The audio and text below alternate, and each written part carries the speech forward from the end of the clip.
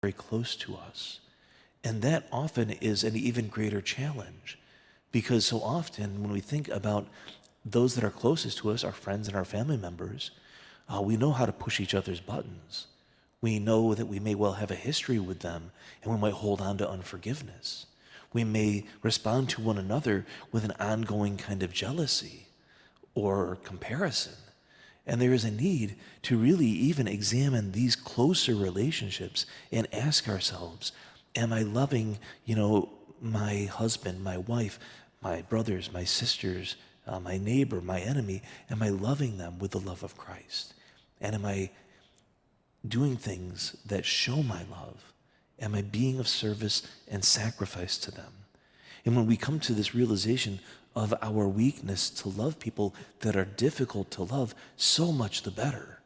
Because then we have to really enter into a much deeper relationship with Christ in order to love in the way that we need to. That's why it begins with love of God. When we encounter God's love, then he fills us up. He even has that great moment where he says, give and gifts will be given to you. Overflowing, they will pour into your lap.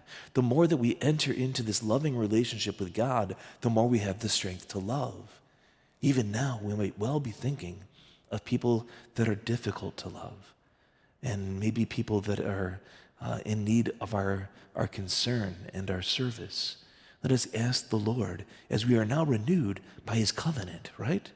How can we be renewed by this amazing covenant of love and then just keep it as something that we have just for ourselves? There should be a real awareness that in receiving this gift, we should be ready to give it. But then again, God will never be outdone in generosity. The more we love, the more he fills us with his love. The more we become a real instrument, an earthen vessel of his love and his grace.